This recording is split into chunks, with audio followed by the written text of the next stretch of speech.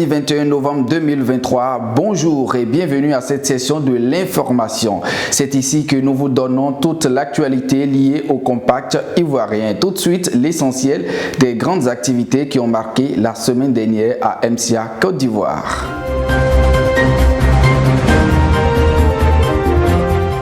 Une grande innovation en Côte d'Ivoire grâce au compact don du peuple américain.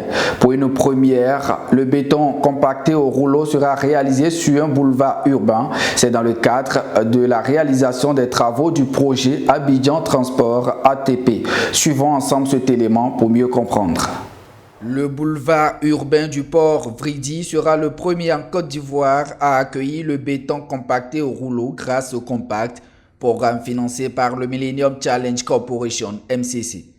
À quelques jours du démarrage effectif des travaux du projet Abidjan Transport ATP, l'entreprise de construction a procédé à une planche d'essai sous les regards de MCA Côte d'Ivoire, du MCC et des points focaux. C'était le samedi 18 novembre 2023 en zone portuaire. Alors l'objectif de cette planche d'essai, c'était de s'assurer que la composition qui a été préparée en laboratoire s'exécute correctement et permettra d'atteindre in fine les performances optimales en termes de structure de chaussée sur les boulevards de Port et de Vridi. Deuxièmement, s'assurer que le dispositif nécessaire à la réalisation des travaux du BCR s'exécute correctement. Le BCR, en fait, c'est le béton compacté roulé et ça va être le type de chaussée qui va être utilisé pour le boulevard du Port et de Vridi dans les travaux qu'on va réaliser. Le béton compacté au rouleau BCR est une technique de construction qui implique l'utilisation de rouleaux vibrants pour compacter le béton frais. Cette méthode est souvent utilisée pour la construction de chaussées, de barrages, de quais et d'autres structures nécessitant une surface robuste et durable. Résistance, durabilité, rapidité de construction, adaptabilité à divers projets et climats, meilleure distribution des matériaux, réduction des coûts d'entretien, réduction des risques d'affaissement, tels sont entre autres les avantages du BCR. Grâce à ces caractéristiques, l'ouvrage pourra résister au trafic poids lourd avec une durée de vie allant jusqu'à 30 ans si les entretiens courants sont réalisés. Je suis très confiant parce que avant qu'on arrive sur ces essais, il y a beaucoup de tests qui ont été déjà faits et on est venu aujourd'hui en grandeur nature pour tester ce qui a été fait dans le laboratoire. C'est une innovation. C'est la première fois qu'on le fait donc en Côte d'Ivoire, je pèse les mots, c'est du béton compacté au rouleau et nous visons à travers donc les fonds du MCC la durabilité, la résistance, il y a la qualité donc au niveau donc de cet ouvrage-là. Cette planche d'essai a été réalisée sur une section de 200 mètres.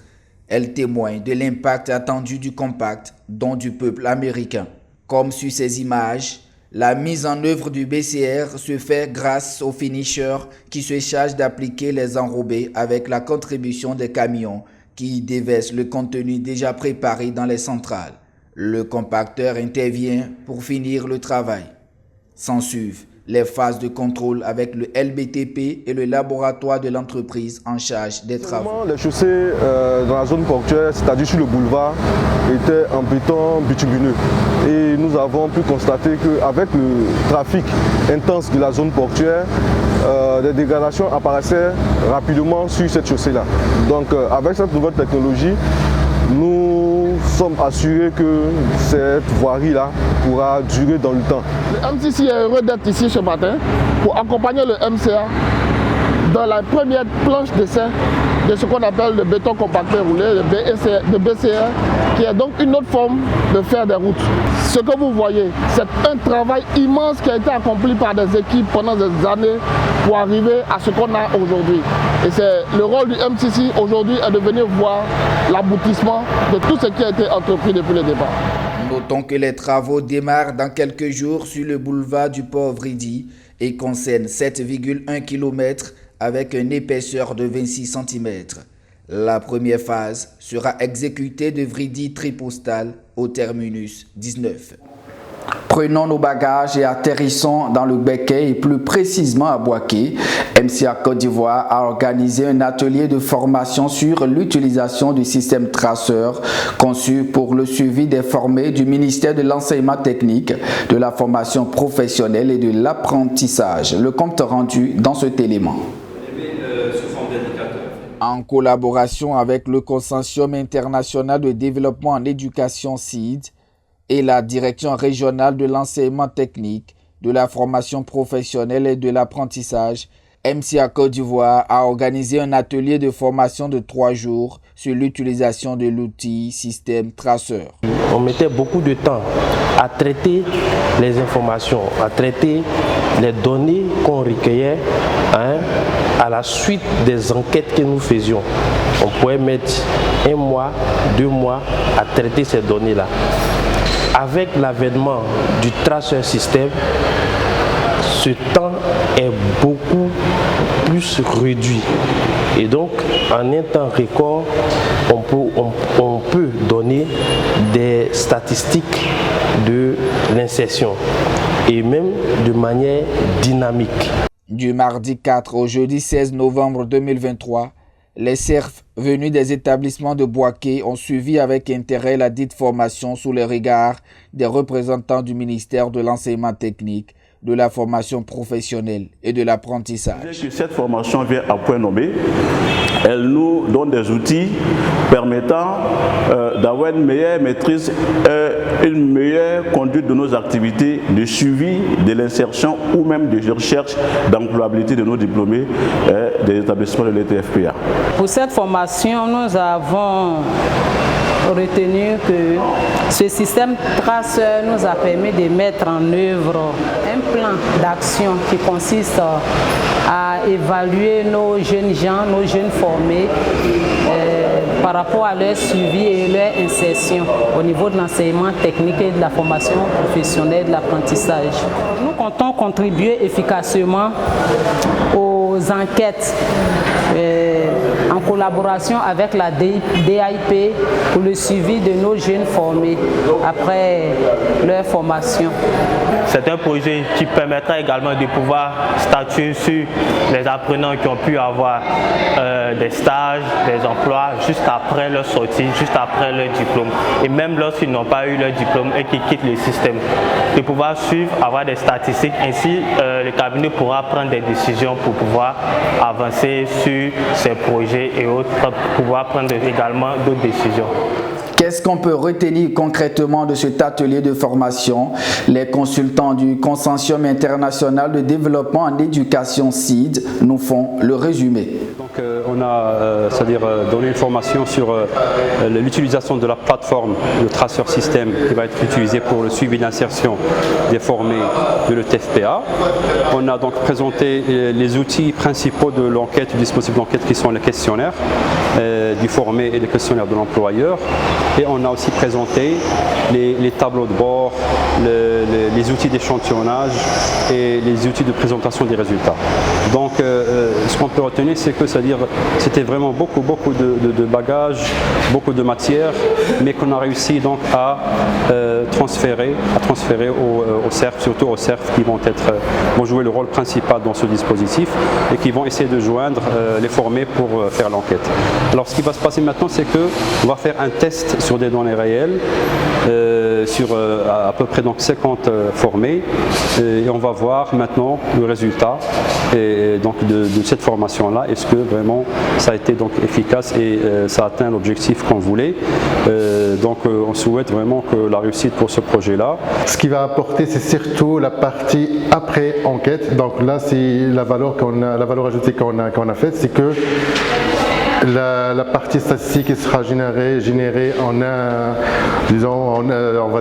clin d'œil. Donc il ne faut pas attendre une période pour avoir les résultats. Donc le tableau de bord, les indicateurs statistiques de résultats, on peut les avoir juste après la génération des résultats. Ça, c'est l'apport pour le ministère. Après, la nouveauté par rapport à l'ancien système, c'est qu'ici on a prévu plusieurs canaux de communication, que ce soit par email, par SMS, par WhatsApp et aussi sur les réseaux sociaux pour surtout inciter les jeunes à participer à l'enquête. Et pour permettre aux différents acteurs de ce système de bien faire leur travail, MCA Côte d'Ivoire a fait des dons en matériel informatique.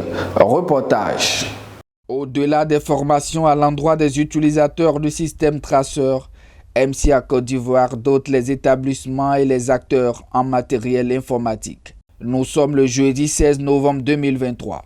La direction régionale de l'enseignement technique, de la formation professionnelle et de l'apprentissage de Bouaké reçoit une délégation de MCA Côte d'Ivoire venue les mains chargées. Cap sur le lycée professionnel industriel de Bouaké pour le même exercice. C'est sous les regards de Soumaorou Yaya, chef de service informatique à la direction de l'apprentissage et de l'insertion professionnelle, que le lycée professionnel industriel a reçu le lot de matériel composé notamment des ordinateurs portables de bureau et d'autres accessoires informatiques. Cette dotation en matériel vient une fois encore confirmer la volonté de MCA Côte d'Ivoire de soutenir le gouvernement dans sa vision d'un enseignement de qualité. L'activité que nous avons menée s'inscrit dans le cadre du fonctionnement du Tracer System. Il s'est agi pour nous, pour le compte de MCA Côte d'Ivoire, de procéder à la dotation de la direction régionale de l'enseignement technique, de la formation professionnelle et de l'apprentissage, ainsi que du lycée professionnel industriel de Bouaké en matériel informatique.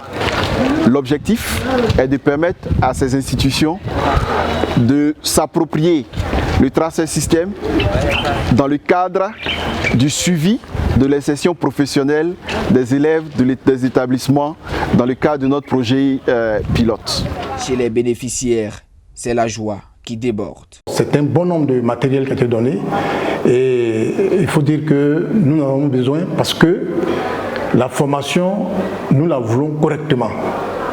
Alors, tout ce matériel sera utilisé à bon escient et les personnes indiquées qui doivent être formées seront formées convenablement. Alors, nous disons merci encore une fois de plus à MCA qui ne cesse jamais d'apporter leur soutien au lycée professionnel industriel de Bouaké et aussi au-delà, au ministère de l'enseignement technique, de la formation professionnelle et de l'apprentissage.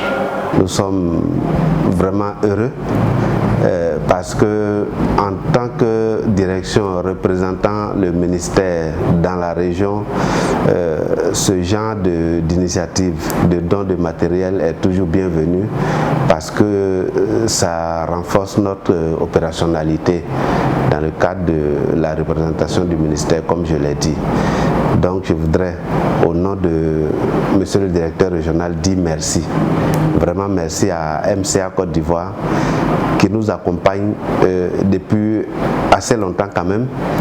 Ce n'est pas la première fois qu'on reçoit du matériel, on en a reçu par le passé, notamment photocopieurs, d'autres ordinateurs portables. Nous sommes heureux aujourd'hui d'en recevoir encore, non seulement au niveau de la direction régionale, mais encore au niveau des établissements. Encore 622 jours et ce sera la fin du compact ivoirien. Abraham Mian et toute son équipe vous remercient de nous avoir suivis.